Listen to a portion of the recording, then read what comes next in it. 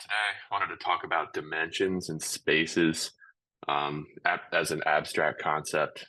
Any of us who went to school, right, in middle school and took some math classes are going to be familiar with some of this. Um, but that's all with respect to like a geometric understanding. So talking about positions of things and, the properties of different functions and things like that. I want to talk more generally, abstractly about what a dimension is, what spaces are, and how to use them in a spiritual or biblical context, which I think is useful to that human improvement model that we showed in previous discussion. Um, that would be the kind of outcome to expect when you're trying to improve anything. You can't change what you don't measure. So we're going to introduce how to kind of think about measuring things and then how to, use the concepts of axes and dimensions to be able to understand what's going on. So if we have no dimensions, we have no degrees of freedom. So it's just an object or an entity. When we did our knowledge diagramming or ontology discussion previously, we talked about different kinds of entities and what they are. And an instance of a kind of entity, just abstractly, is zero dimensional. It is what it is. There's no degrees of freedom intrinsic in an object. So we can label objects, but those objects are zero dimensional. There's no degree of freedom. If we have one dimension, mathematically, what we're saying is there's one degree of freedom, that you can either go in one direction or another and label an object that's more or less of whatever it is that you're measuring. So we can say that a number is positive, that it represents a larger quantity the further to the right you go, or negative, which represents less of a quantity the further to the left you go. We could also describe an axis like happiness, where we turn our subjective happiness into a measurable quality, and we might use like a 1 out of 10 rating scale. Or we could have a negative happiness for I was really sad. If we create a dimension, we now have a degree of freedom to talk about how more or less happy we are. So a high value would be very happy, like maybe the day we got married or had our first child or whatever. And then over on the negative might be the day that we lost a loved one or something like that. But we now have an axis, which allows us to talk about a degree of freedom in whatever it is we're talking about. This is a generic tool here to understand any kind of measurable quality in reality, whether it's weight, height, whether it is time, whether it is happiness or whatever, it all follows the same shape. So this is a way of describing a single dimension. You can label any element of the dimension numerically, right? This is 1, -1 is -1. Those two entities are not the same. They have different labels, different values, and different positions on an axis. And an axis also allows you to order elements, which is very useful in distinguishing things, especially when we're talking about trying to make improvements, because usually we want more in the positive direction or less in the negative direction. And if we don't see that ordered elements progressing towards a direction that we desire, then we're not doing the right thing. It adds a lot of clarity. So if you take two dimensions and you combine them at a right angle, you can create a space. And this represents two dimensions, which is 2 degrees of freedom. It's a degree of freedom because on the X or horizontal axis here, if you pick a value like 0, let's say, you can then independently pick any value you want on this positive axis, and you can identify or label any entity in this space. So this allows you to take two potentially unrelated, hold on a second.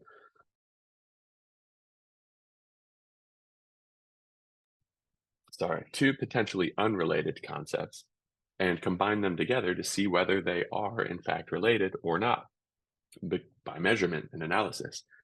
So let's say that you had, a x-axis of time and a positive axis of happiness, right? A vertical axis of happiness. So as time progresses, which it always moves in this direction, then you can see whether or not your happiness is going up or down. And that could give you an insight into the kinds of actions you want to take. If you have two axes that define two different things and you see all of the information as one goes up, the other also goes up, that would be a correlation. That means that there's a relationship between the two entities or two qualities you're measuring. It could be positive or negative, or if the data is all over the place, that means those two concepts are in fact unrelated as far as the evidence that you've gathered in your data set. So what this is useful for is for analyzing whether there's actually a relationship between two things, and if there is, whether your input and your actions are improving or, not improving the quality that you're measuring or that you intend to measure. Any measurable quality can be combined into a space with any other in this way. This is super powerful because it gives you the full power of changing anything you want. In this example, we can say, like with respect to time, as people are younger or older, are they lighter or heavier when you measure them, their weight on a scale? So what we see here is, there's only a few data points, but generally as you get older, you'll get heavier.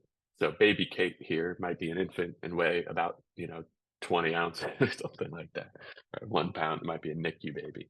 Jeremy may be of average weight and Joe is a little bit heavier.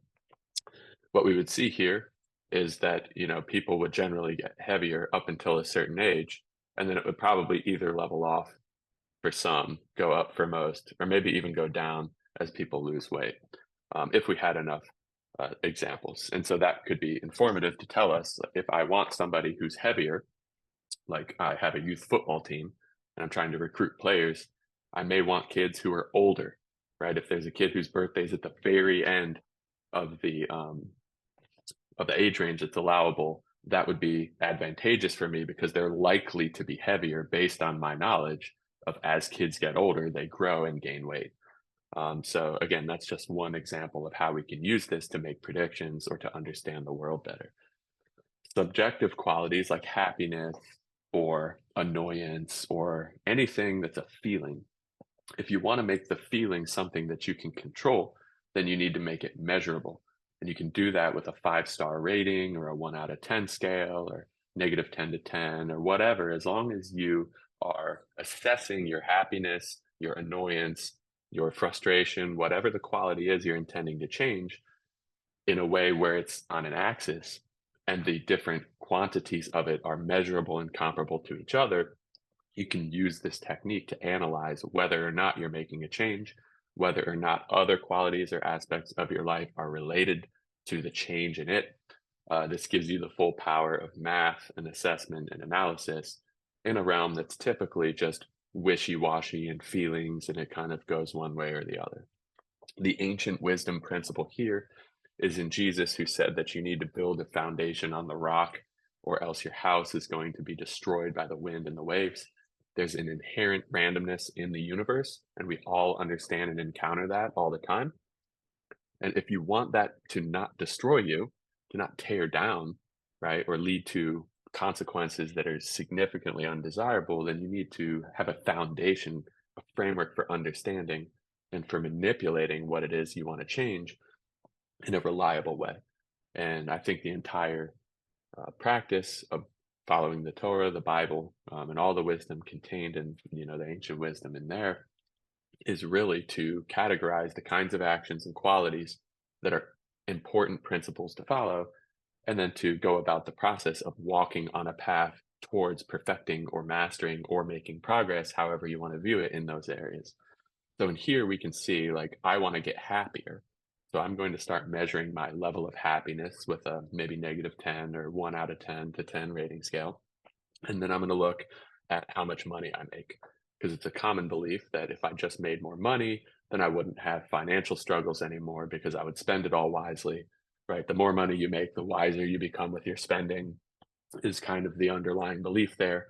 That somehow mystically you'll stop blowing your whole income on shoes and going to the bar and stuff like that because you have much more money.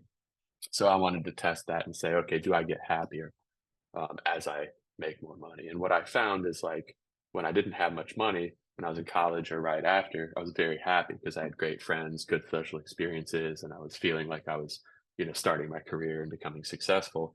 And as I started making more income, there were times where I really wasn't very happy, but also times where I was. And then, I got more or less happy as time went on. So essentially the randomness or uncertainty in how happy I would be is not explained at all by the degree of income that I had. So there was something else going on there, right? And I think that if we really made a lot of these subjective things measurable, we would come to some conclusions that we might not otherwise come to because we would see the reality in the data rather than how we feel at a point in time, which, as you can see, it changes significantly day to day, depending on something. And then our goal would be to figure out, well, what is that something that I can move the dial on so that this graph goes up? If we see it's not moving up or down, we're not making a change and we need to change our inputs to get different outputs. Um, One thing that I wanted to introduce here is this notion that I don't think there's a difference between the ways of the world, so to speak, and spiritual or emotional concepts like happiness or even morality. You can measure anything you want, and you can do it according to this systematic method of combining qualities and experiences into axes and measuring them and assessing whether they're related, whether you're making a change. I would say that you are not a follower of Christ, so to speak, unless you look at the actions, the kinds of choices that Jesus actually did, and you intend to follow them. And how do you know whether or not you're actually doing those things? Well, the kinds of actions that he followed are documented in the Torah. So you could look at those actions and what it prescribes there. And you could say, let me count the occurrences in a day where the action that I took is in line with that or not, right? And then you could measure over time. Is the total count of activities in line or total percentage in line with those actions? It's either going up or down if you did that. But you're probably not doing that. So you probably have no idea whatsoever whether you're actually following or not. This would be a systematic or rigorous way to do it. Now, a lot of people's brains immediately going to jump to I don't want to do that. That's a lot of work, whatever. Of course, we all have a lot of internal defense mechanisms designed to keep us from doing the hard thing, which is usually the right thing. So just be aware of that. This framework is very powerful and it does work very well in my experience and the experience of others who do it. Whether you want to do it or not is up to you. And ultimately, only you know whether your life is awesome in every conceivable way or whether it sucks in some way and you might want to think about trying to change it, which means measuring and understanding whether your change is working. Our entire reality is many dimensional. And I'm actually going to build up to this concept of like a fifth or higher dimensional reality because it helps us explain what I think is going on and the purpose of God and this interaction with humans. So we know that we have a four-dimensional space-time model here where we can identify, depth here, maybe length, side to side or height up and down. We can uniquely label where elements of existence are in space, but then as they move, they change position. So we can introduce this concept of time to describe where we see things, at one point or another. And so with that four-dimensional space-time, we can then uniquely label each element of reality as to where it was at that point in time. So we could describe an object as that orange cup over there, or if we knew like the grid system, so to speak, we could use like a latitude, longitude coordinate, maybe with some elevation to tell you where it is on Earth. And then also that you saw it at 9:53 a.m. Eastern Standard Time or whatever. If you could do that, you could come up with a unique label for a thing, and then you would be describing uniquely that thing. But as we move through time, and humans have kind of become aware that what matters isn't really the past, which is something that already happened. We can't interact with it. And so it's not really useful to us. But the future is where we're always headed. We're always looking at a target and then intending to move toward it or not.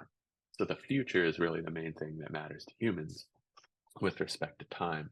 We have this notion that we take actions and we create a future, but there's really no bridge in our conceptual vocabulary or the way that we understand reality that tries to harmonize this notion of the future, choices, and the morality of our actions and considers how that interacts with space-time. So I'm introducing a fifth dimension here, which I'm calling enjoyment.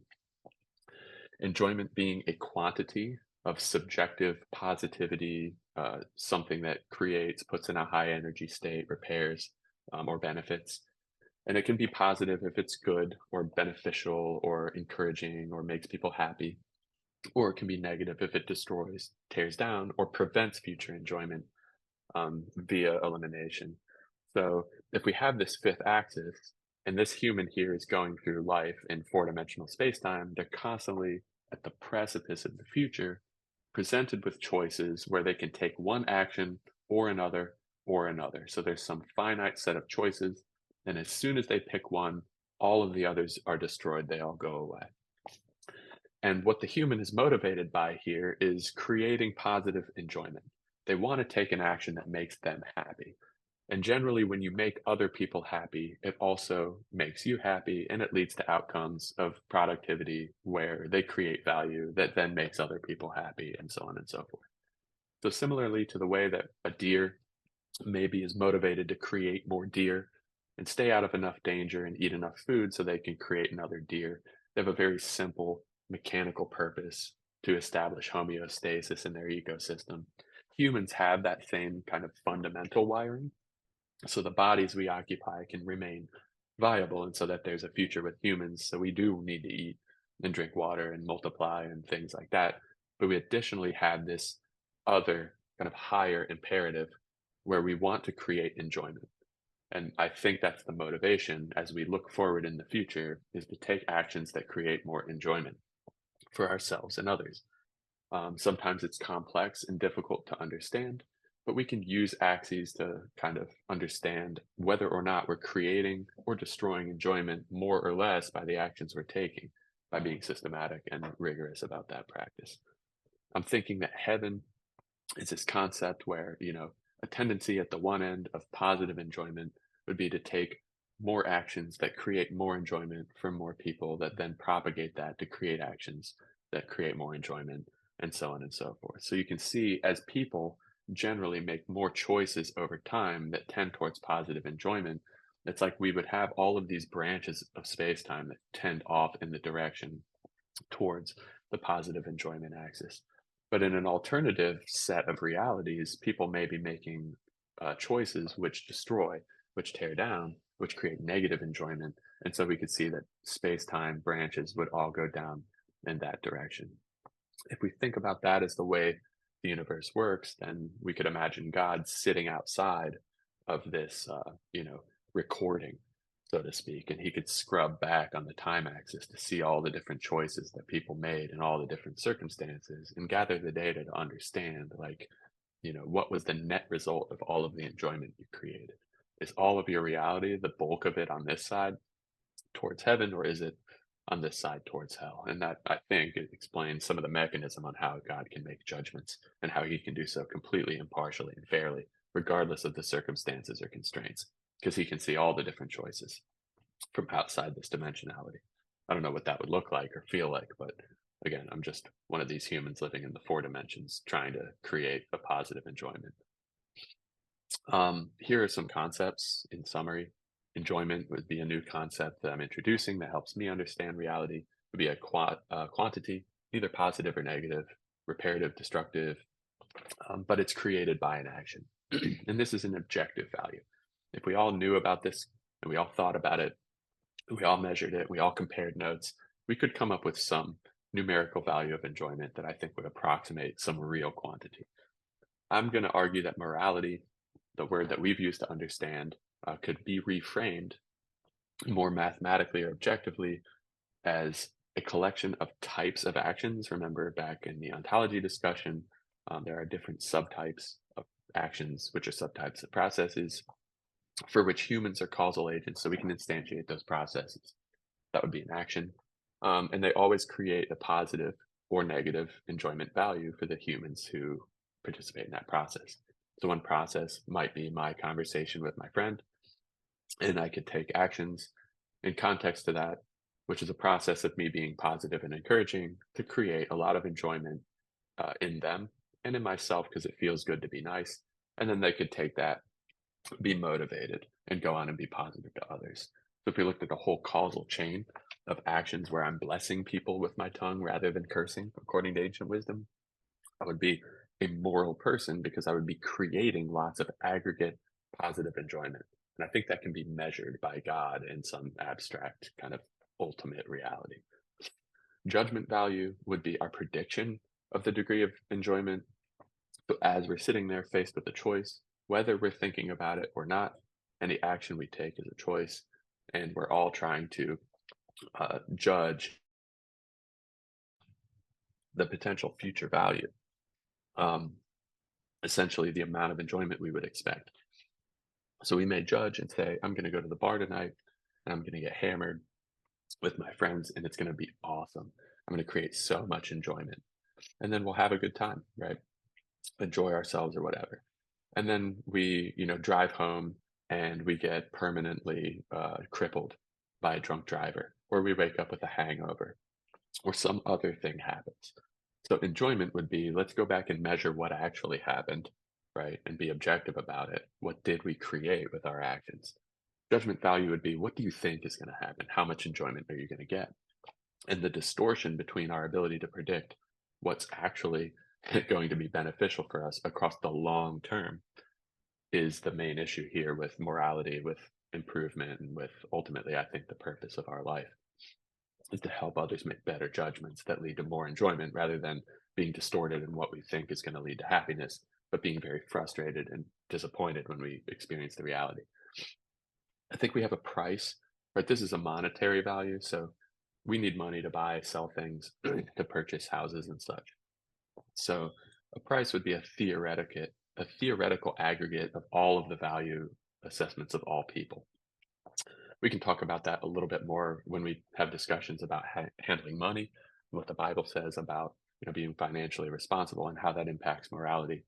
Um, but price will be something that we use as a theoretical value.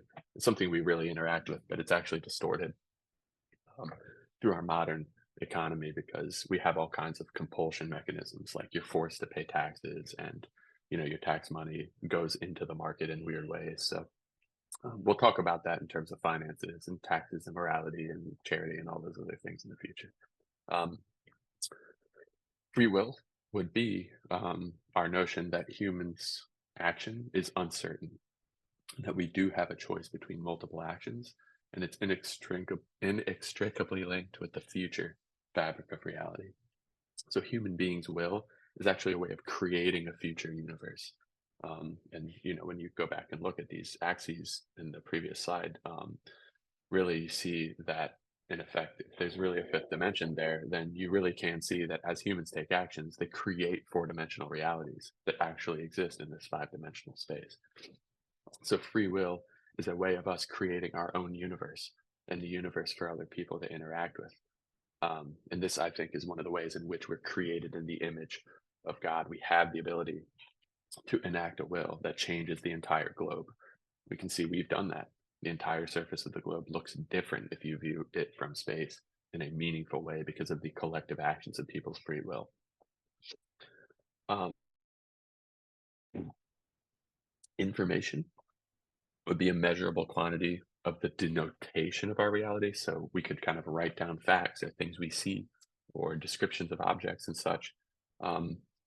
But whether or not these information objects denote truth is independent, right? It's at 90 degrees from the amount of actual truth contained in the information. So this will be important when we talk about some information theory concepts and what the word of God is, the information and the creation and all that stuff, and tie that together. But any entity can assume the role. Remember back to our ontology discussion, information is not really a type of things. It's a role that anything can assume at a point in time. If we look at it that way, there's information in everything. And that's part of the motivation behind the scientific method, which we'll also describe in a future discussion as well. That as we become more accurate at our understanding and eliminating variables that explain phenomenon, we uncover more pure truth, more about how the world really works. And as we do that, we increase the amount of truth borne by our information, which allows us to make more accurate assessments of the future with a more clear judgment value, which will ideally create more enjoyment for us as we become better at gaining wisdom and making good decisions. And so pure information would be that quantity of absolute truth. So there's some amount of absolute truth floating out there in the universe, in some abstract realm.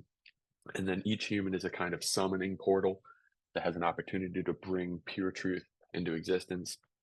Some people summon a lot of it, like Jesus, who, all the words documented about his actions, everything he said and taught, has survived thousands of generations across the entire globe. There's definitely something very useful for people in there. And that's why Jesus is probably the single most impactful human that ever existed, is because it was a summoning portal to bring the highest amount of pure truth into existence compared to other people. People like Isaac Newton or Einstein, who have brought us a significant amount of pure information, become legendary. That's why we know their names. People who, like, are the world's sexiest man or whatever, like those people no one will ever remember, because those are not important in the global context of humans. Pure information or absolute truth being brought into reality is the number one thing I think we can do in order to leave the world a legend, because it gives people a better sense of judgment value with their increased wisdom, which creates enjoyment for anybody who uses it. Einstein and his theories of relativity, for example, advanced the field of physics, which led to better applied understanding in science and technology. And ultimately, we're all sitting here experiencing the World Wide Web, the digital information, and all of these other things that were dramatically accelerated because of the understanding that was increased by the work people like Einstein and people like other, like Claude Shannon and other people at the forefront of all of this information science. So that's the summary.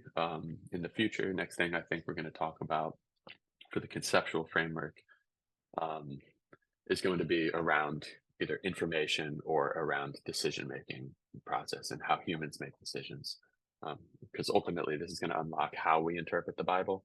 And then we're going to probably do dozens to hundreds of videos going through examples of applying these frameworks to understanding the Bible to lead to unique perspectives that dramatically improve the amount of enjoyment we experience in our life and the enjoyment we create for others. So hopefully that was useful. And that's it.